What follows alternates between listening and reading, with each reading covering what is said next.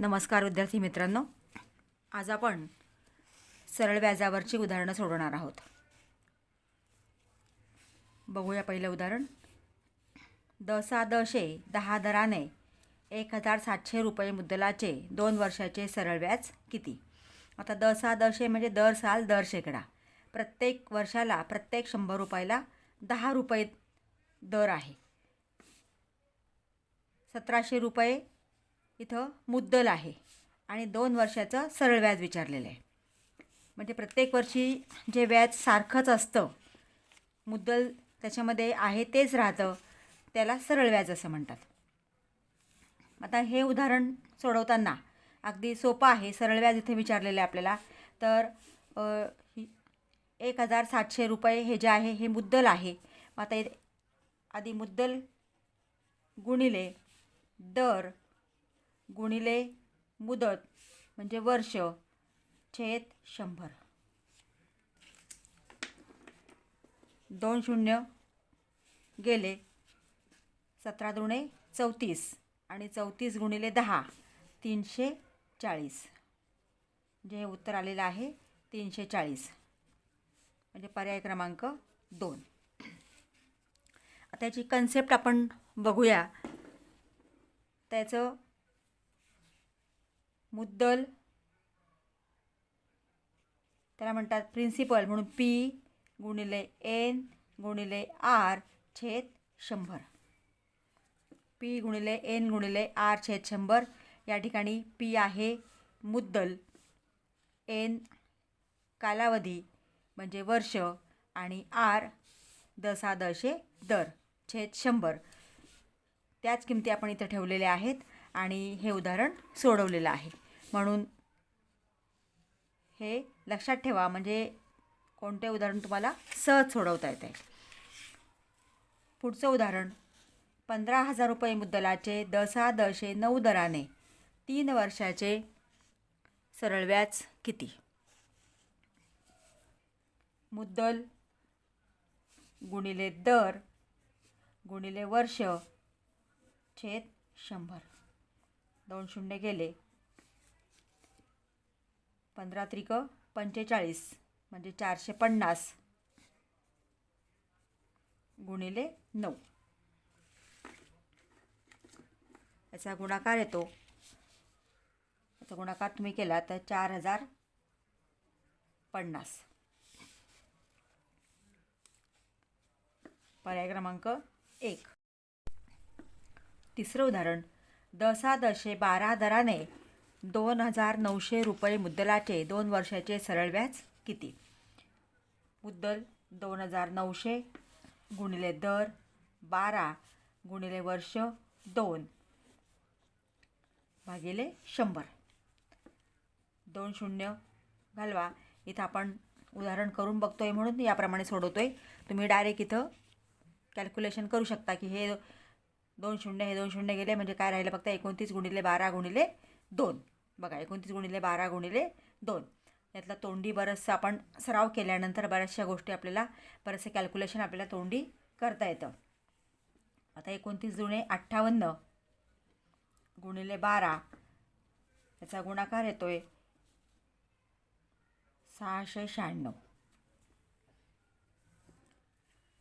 696 पर्याय क्रमांक 1. पुढचं चौथं गणित. 14,500 रुपये मुद्दलाचे 12.1/2 म्हणजे 12.5% 10 दराने 2 वर्षाचे सरळ व्याज किती? आता इथं 14,500 12.5 घ्या गुणिले 2 वर्ष छेद 100. 2 शून्य गेले. 145 गुणिले 12.5 गुणिले 2 येतं 25. याचा गुणाकार केला आपण 145 गुणिले 25 3,625.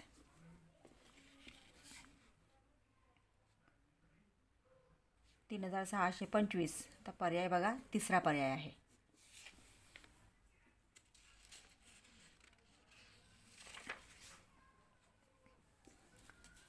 पुढचं 5वं उदाहरण घेऊया. दशादशे दराने 7.5 दराने 7.5 दराने 10,000 रुपये मुद्दलाचे 2 वर्षाचे सरळ व्याज किती? आता इथं मुद्दल किती आहे? 10,000 गुणिले दर 7.5 आणि वर्ष आहेत 2, छेदस्थानी 100. हे 2 शून्य गेले. 100 गुणिले 7.5 गुणिले 2 15, म्हणजे 1,500 रुपये सरळ व्याज आलेलं आहे. 1,500. पर्याय क्रमांक 4. दशादशे 11.1/2 दराने 5,500 रुपये मुद्दलाचे 3 वर्षाचे सरळ व्याज किती? मुद्दल 5,500, 11.5, वर्ष 3, छेद 100. 2 शून्य गेले. 55 गुणिले 11.5 गुणिले 3, 55 गुणिले याचा गुणाकार केला तर तो 34.5. 3 5 15, हातचा 1, 3 1 3 आणि 1 4 आणि 3 1 3. पॉईंट नंतर एक संख्या आहे 34.5. आता 55 गुणिले 34.5 हा गुणाकार येतोय 1,897.50. बघा, पर्याय क्रमांक 1.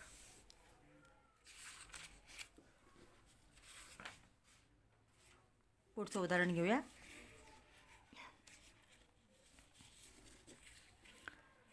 एका रकमेचे 10.8 दराने 3 वर्षाचे सरळ व्याज 720 रुपये होते, तर ती रक्कम कोणती? म्हणजे या उदाहरणात आपल्याला दर दिलेला आहे, मुदत दिलेली आहे 3 वर्ष आणि व्याज दिलेला आहे 720 रुपये आणि आपल्याला मुद्दल काढायचे. ती रक्कम कोणती म्हणजे मुद्दल काढायचं आहे. तर मुद्दल काढण्यासाठी या ठिकाणी व्याज आधी लिहून घ्या, गुणिले 100 भागिले दर आणि वर्ष.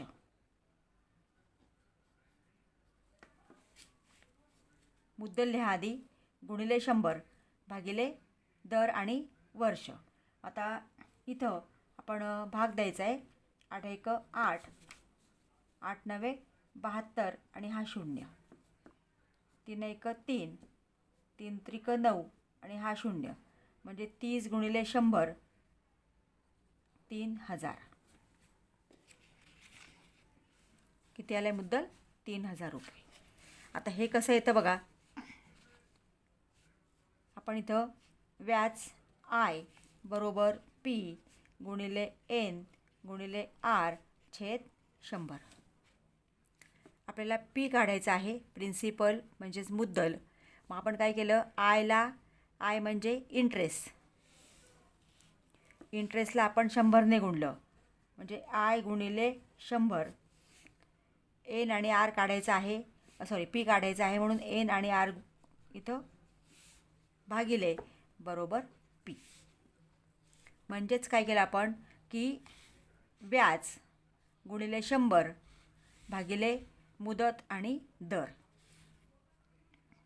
याप्रमाणे फक्त हे सोडवलं म्हणजे हे तुम्ही कन्सेप्ट लक्षात ठेवली की हे असं का घेतलेलं आहे, तर तुम्हाला उदाहरणं सोडवताना पटकन लक्षात येतं. म्हणून ही कन्सेप्ट आधी क्लिअर करा. आणि म्हणजे नेमकं आपण इथं का याप्रमाणे गुणतोय, तर 720 व्याज गुणिले 100, हा 100 इकडे गुणिले येतो, भागिले किंवा छेदस्थानी मुदत आणि दर असतो, म्हणजे आपल्याला मिळतं इथं मुद्दल. याप्रमाणे सोडवायचं आहे.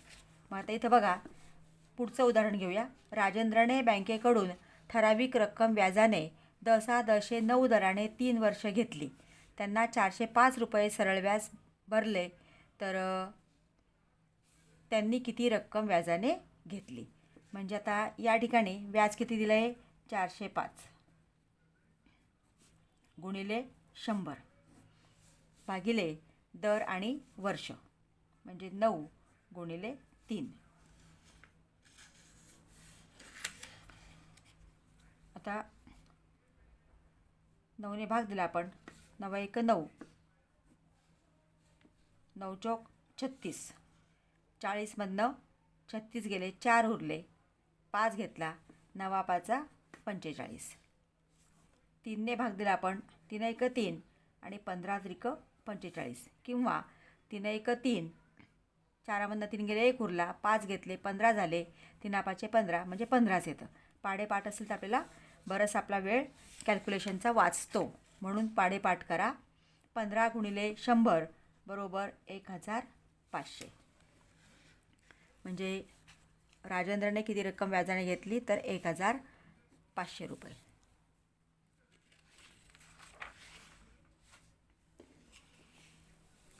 पुढचं गणित घेऊया. एका रकमेचे दसा दशे 12 दराने 5 वर्षाचे सरळ व्याज 1080 रुपये होते, तर ती रक्कम कोणती. सरळ व्याज दिलेलं आहे 1080 गुणिले 100 छेदस्थानी दर म्हणजे 12 आणि वर्ष दिलेले आहेत 5.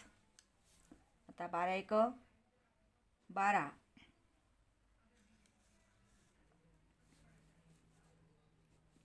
12 9 108 आणि हा 0. आता इथं आपण 90ला 5ने गुणायचे, भागायचे, 5 1 5, 9मधनं 5 गेले, 4, 0 घेतला, 18, म्हणजे 18 पंचे 90, आणि 18 गुणिले 100 1800, 1800. 1800 पर्याय तिसरा आहे. पुढचं गणित. विजयला 3 वर्षे मुदतीनंतर दसा दशे 9 दराने एका रकमेवर 4860 रुपये सरळ व्याज मिळाले, तर ती रक्कम कोणती. पहिल्यांदा व्याज 4860 गुणिले 100 भागिले वर्ष 3 आणि मुदत 9. आता 9ने भाग द्यायचा आहे. 9 1 9, 9 5 45, 48 45 गेले, 3 उरले, त्याच्यावरती 6 घेतले, 36 झाले, 9 चौक 36 आणि हा 0 आहे तसाच. 3 1 3 आणि 18 त्रिक 54, 54ला 3ने भाग जातोय 18, किंवा 3 1 3, 1 उरला, 4 घेतले, 3 6 18 असा भाग द्यायचा चालेल, आणि हा 0. म्हणजे 180 गुणिले 100 यांचा गुणाकार येतोय 18,000. 18 1 18 आणि फक्त हे पुढचे 0 ठेवायचे, 18,000 रुपये. म्हणजे ती रक्कम आहे 18,000 रुपये. पर्याय क्रमांक 3.